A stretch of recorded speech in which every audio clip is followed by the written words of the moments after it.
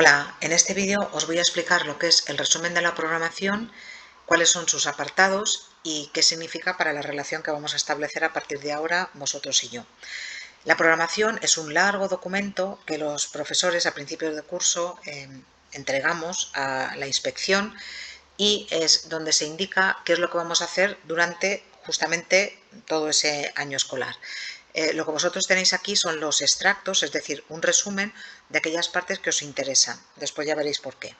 Este es el resumen de la programación, por lo tanto, del nivel segundo, es decir, 1-2, segundo de ESPA en muro, del segundo cuatrimestre. Mirad, este resumen de la programación es muy importante porque es mi contrato con vosotros. Aquí os digo cuándo os voy a evaluar, de qué os voy a evaluar y cómo os voy a evaluar. Entonces, lo tenéis que tener presente durante todo el cuatrimestre. Si tenéis alguna duda, tenéis que recurrir a él. Y viene a ser, pues eso, el contrato que, aunque no pongamos la firma física, el contrato que firmamos vosotros como alumnos y yo como profesora. Si os dais cuenta, los contenidos, en este caso de segundo, están divididos en 3 unidades. La primera unidad sería la del texto expositivo, la segunda la del texto instructivo y la tercera la de los textos discontinuos. Vais a ver que en cada una de las unidades tenéis 3 tipos de contenidos. Tenéis por una parte contenidos que hacen referencia al texto, luego tenéis al texto y también a las categorías gramaticales, es decir, contenidos lingüísticos propiamente dichos. Después tenéis contenidos literarios, no de historia de la literatura, sino de introducción a los géneros literarios, de qué es el género lírico y cuáles son las principales características de la métrica.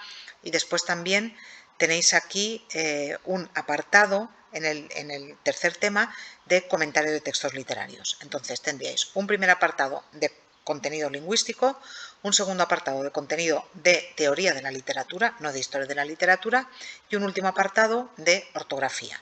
En este caso empezaremos por la acentuación y luego acabaremos con las interferencias del catalán y el castellano.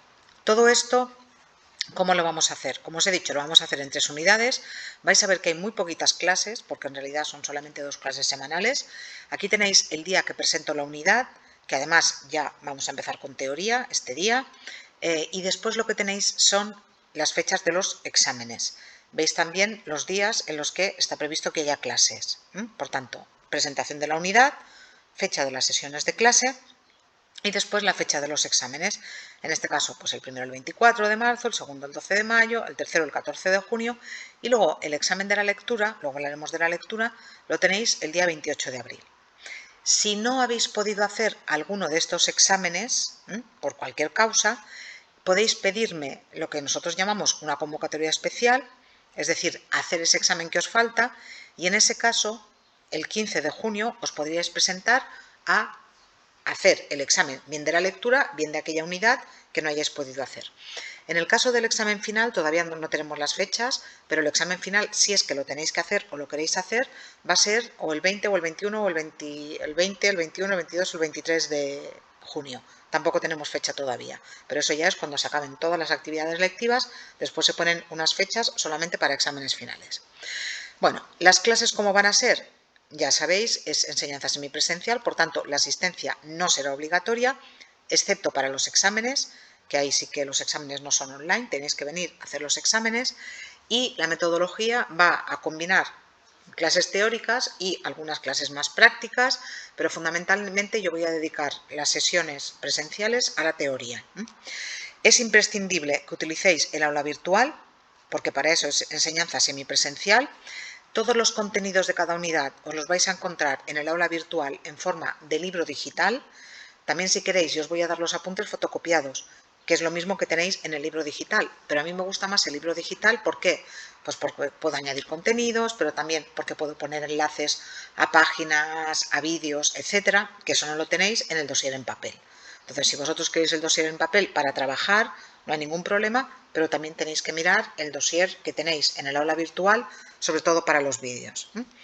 El libro de lectura es una obra de teatro que yo creo que os va a gustar porque siempre gusta mucho a todos los alumnos cada año que la ponemos, que se llama La Dama del Alba, es de un autor que se llama Alejandro Casona y aunque yo os haya puesto aquí la editorial Vicent Vives, si vais al apartado del aula virtual donde se habla de la lectura, vais a ver que os vais a encontrar la lectura en forma de PDF.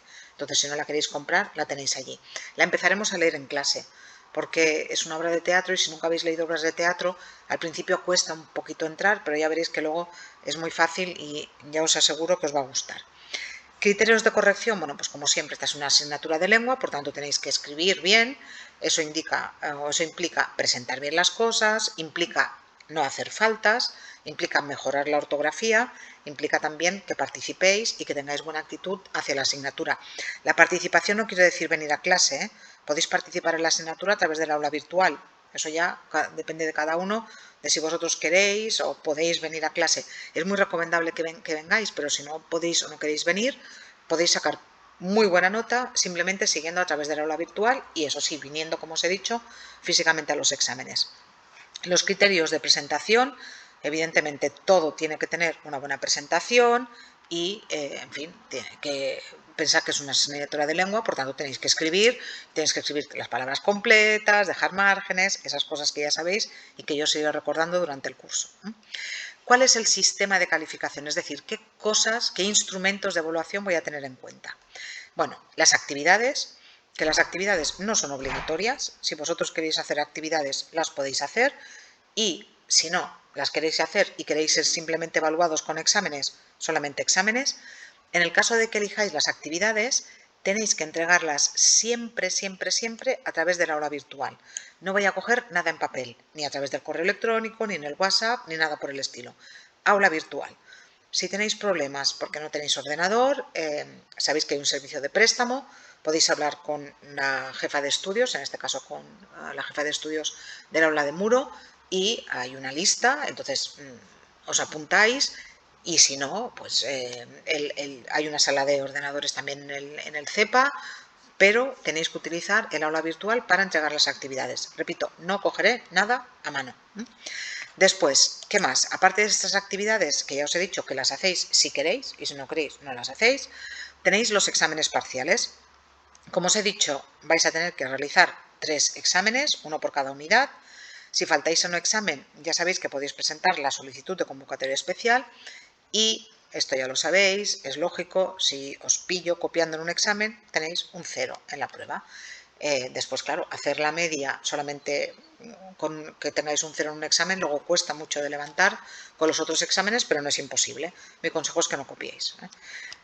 Y después, por lo que respecta a la prueba de lectura, podéis bien elegir hacer un examen escrito o bien una presentación oral, que también os explicaré cómo la tenéis que hacer. Si no aprobáis por pruebas parciales o por actividades, podréis hacer un examen final, que es único y de toda la materia. En el examen final, que es este que tenéis aquí, sí que no hay ni partes ni nada por el estilo. Si tenéis que ir al examen final, son los 3 temas más una parte correspondiente de la lectura, como les explicaré después. Tanto para las pruebas escritas como para las actividades tenéis unos plazos de entrega.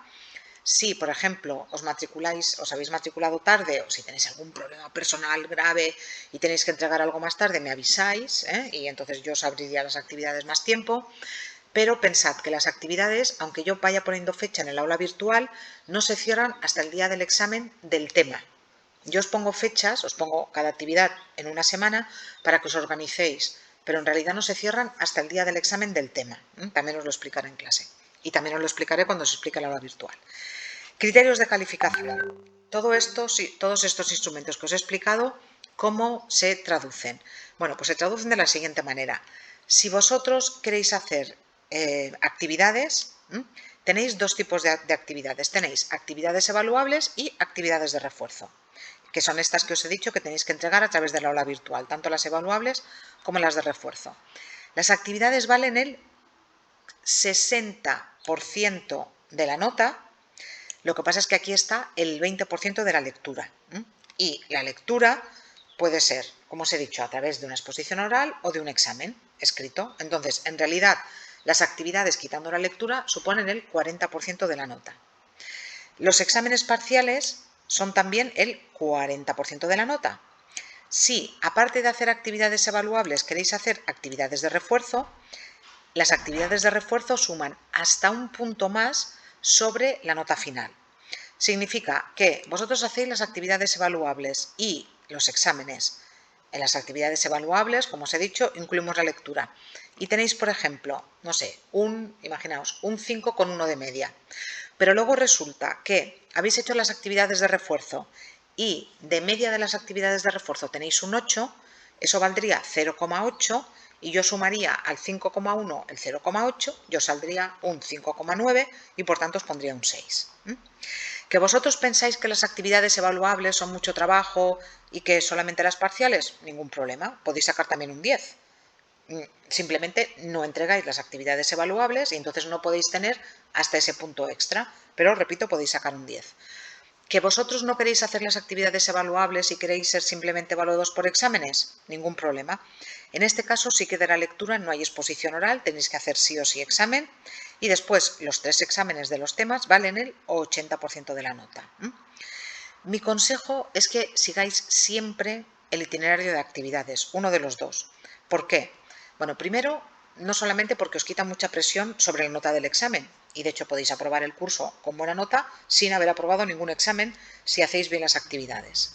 Esa es la primera razón, que os quita mucha presión para los exámenes. La segunda razón es todavía más importante y es que las actividades evaluables os ayudan a preparar los exámenes. Vais a ir muchísimo mejor estudiados y muchísimo mejor trabajados, si me permitís decirlo así, el día del examen, si habéis hecho las actividades, me las habéis entregado y yo os las he corregido y habéis visto dónde os habéis equivocado. Entonces, mi consejo es que siempre hagáis actividades, pero yo entiendo que sois adultos, que a veces no podéis o no queréis hacer actividades, ningún problema. Podéis sacar también una nota excelente a través simplemente del itinerario de exámenes. Imaginaos que no os va bien ninguno de los itinerarios y que tenéis que ir al examen final porque la nota media nos da para aprobar. Bueno, en ese caso, en el examen habrá 10 puntos, 8 puntos serán para los contenidos del curso y 2 puntos serán para la lectura. Volveréis a ser evaluados de la lectura en el examen final. Si además habéis hecho actividades evaluables, estas actividades evaluables pueden sumar hasta un punto a la nota final del examen. Otra vez, el mismo caso de antes, esa persona que ha sacado un 8 en las actividades evaluables. Vale, pues esa persona que ha sacado el 8 en las actividades evaluables, que a lo mejor no le ha dado para aprobar, no pasa nada, porque ese 0,8 se le va a sumar a la nota del examen final. Y a lo mejor le sirve para aprobar o para pasar del suficiente al bien o del bien al notable. Siempre voy a aplicar todas las notas en los 4 itinerarios, de manera que siempre os voy a poner la nota del del itinerario que más favorable os sea. Generalmente es el de actividades, pero si os diera mejor la nota de los exámenes, pues ningún problema, os pondría la nota de los exámenes. Bueno, otras consideraciones. Algo muy importante que es el plagio. Lo he puesto en rojo porque no quiero que haya ningún problema. A ver, las actividades evaluables y de refuerzo, es decir, lo que vosotros hacéis, tiene que ser única y exclusivamente hecho por vosotros. Por tanto, voy a considerar plagio la inclusión de cualquier texto copiado de libros, de internet, de otro alumno o de cualquier otra fuente que se os ocurra a vosotros y que ahora no se me pasa a mí por la cabeza, pero también la ayuda de otras personas en la redacción o corrección de los trabajos, porque imaginaos que vosotros tenéis un profesor, una profesora de repaso que os hace las actividades evaluables. Yo os pillo porque resulta que utilizáis alguna palabra que es un poco así y os pregunto qué significa esa palabra y resulta que no lo sabéis. Pues en ese caso voy a dudar y os voy a poner un 0 en la actividad. ¿Y eso qué va a significar? Va a significar que no vais a poder seguir los itinerarios A o B, es decir, los itinerarios de actividades. Y por tanto, lo que hayáis hecho hasta ese momento no lo voy a contar y voy a contar solamente la nota de los exámenes. Repito, muchísimo cuidado con las copias y con los plagios de compañeros, de hijos, de primos, de internet, con las correcciones que os haga otra persona, porque si os pillo, 0 y automáticamente os cuento solamente los exámenes. En clase, respecto de los aparatos electrónicos, no quiero ni que vengáis ni con cascos, si tenéis el móvil lo tenéis que tener guardado y tenéis que utilizar el móvil solamente si es una emergencia y me tenéis que avisar antes de, mira, estoy esperando una llamada muy importante, o en el caso de que yo os pida que utilicéis el móvil para alguna actividad, que en algún caso puede pasar. Si queréis comunicaros conmigo, bueno, pues ya podéis anotar este teléfono que tenéis aquí, que es el teléfono del trabajo. Yo haré un grupo de difusión y si no tenéis mi número en vuestro teléfono no vais a recibir las comunicaciones. Este también es mi correo electrónico.